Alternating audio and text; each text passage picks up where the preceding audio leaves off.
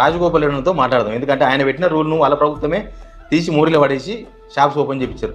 అసలు దీనిలో రేవంత్ రెడ్డి ఏమన్నానేమో అంతకుముందు మస్తు నీతులు మాట్లాడుతుండే, ఇప్పుడు మాత్రం ఆయనే ఇట్లా చేస్తున్నాడు. ఫోన్ చేద్దాం రాజగోపాల్ రెడ్డికి. నమస్తే శివారెడ్డి. అన్న ఏం జరుగుతుంది మీ కాన్స్టిట్యూన్సీలో? నేను లైవ్లో ఉండి మాట్లాడుతున్నా, నోట్ దిస్ పాయింట్. ఓకే, ఏం జరుగుతుంది శివారెడ్డి? ఏం జరుగుతుంది? మీరేమో వైన్ షాపులు మధ్యాహ్నం 1 గంట తర్వాత తెలవారని రూల్ పెట్టిండ్రా? అవును, చాలా లేదు కదా.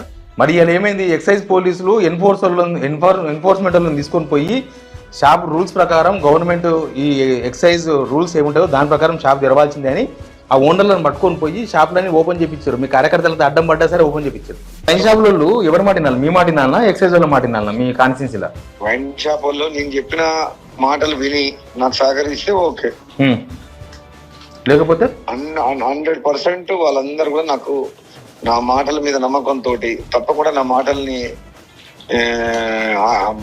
ఇంప్లిమెంట్ చేస్తాం. మీరు చెప్పేది కరెక్ట్, డే టైం డ్రింక్ కాదు, మేము 1 o'clock ఓపెన్ చేస్తామని చెప్పిండ్రు. డెఫినెట్ గా ఎవరో కావాలని కొందరు ఏదో చేస్తున్నారు కానీ అది కరెక్ట్ కాదు. అది టెంపరీగా ఉంటది. అది విత్ ఇన్ నో టైం అది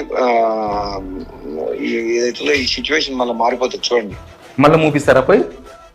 100% 1 o'clock వాళ్ళే మూస్తామంటారు. వద్దని చెప్పారు. డే టైం డ్రింక్ వద్దని వైన్ షాపులు కూడా అంగీకరించారు, సహకరిస్తామని చెప్పిండ్రు. వీళ్ళెవరో వచ్చి బలవంతంగా చేస్తున్నట్టు. అది ఒకసారి వచ్చినా 2 సార్లు వచ్చినా ఎన్నిసార్లు వస్తారు? రోజైతే బలవంతంగా చేయలేరు కదా.